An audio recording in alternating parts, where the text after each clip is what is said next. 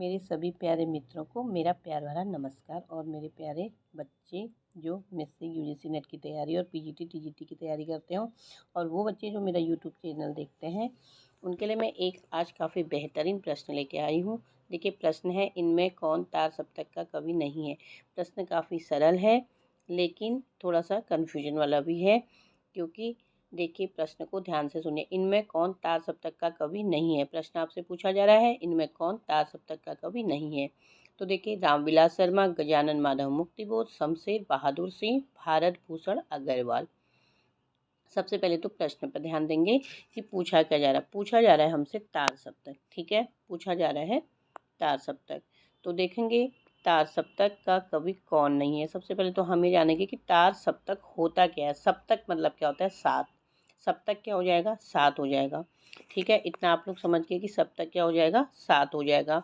अब देखिए, जो तार सप्तक होते हैं वह क्या होता है, चार होते हैं। कितने होते हैं, चार होते हैं। आप लोग इसमें कंफ्यूज रहते हो कि प्रथम तार सप्तक, द्वितीय तार सप्तक, तृतीय तार सप्तक और चौथा तार सप्तक।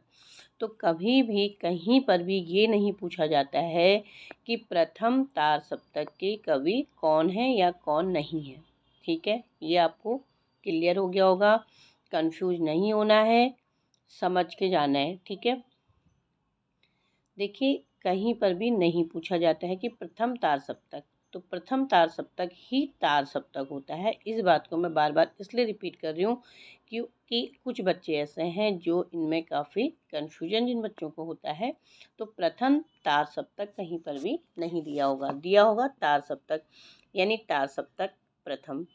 फिर ऐसे ही होता है दूसरा तार सप्तक, तीसरा तार सप्तक और चौथा सप्तक।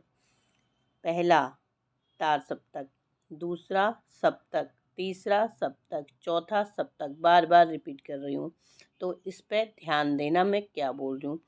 तार सप्तक 1943 में जितने भी कवियों का विवरण है, 1943 में जितने भी कवियों का विवरण है वो तार सप्तक के अंदर आते हैं। 1943 के कवि, कब के, 1943 के कवि, यानी 1943 में जितने भी कवियों का विवरण है वो तार सप्तक में आते हैं। और एक बात को और आप ध्यान रखेंगे कि तार सप्तक में 7 कवियों का संकलन होता है।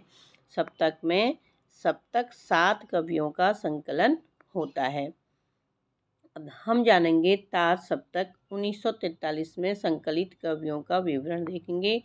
सच्चिदानंद, हीरानंद, वात्स्यायन अज्ञेय, रामविलास शर्मा, गजानन माधव मुक्तिबोध, प्रभाकर माचवे, इनको बलवंत भी बोला जाता है, नेमिचंद्र जैन, गिरिजा कुमार माथुर, भारत भूषण अग्रवाल।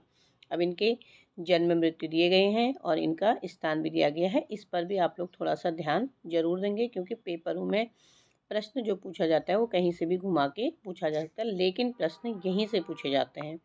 तो जितना भी पढ़ें ध्यान से पढ़ें, याद करें। उसके बाद देखेंगे दूसरा सप्तक 1951 में संकलित कवियों का विवरण होता है। तो 1951 में कौन कौन से कवि हैं, देखिए। शमशेर बहादुर सिंह, भवानी प्रसाद मिश्र, शकुंत माथुर, हरिनारायण घनश्याम व्यास, नरेश मेहता, धर्मवीर भारती और रघुवीर सहाय। किसी भी सप्तक में आप देखेंगे 7 कवियों का होगा, ठीक है, यानी सप्तक मीन्स होता है 7 कवियों का संकलन। तीसरा सप्तक देखेंगे 1959 यानी 1959 में संकलित कवियों का विवरण होता है।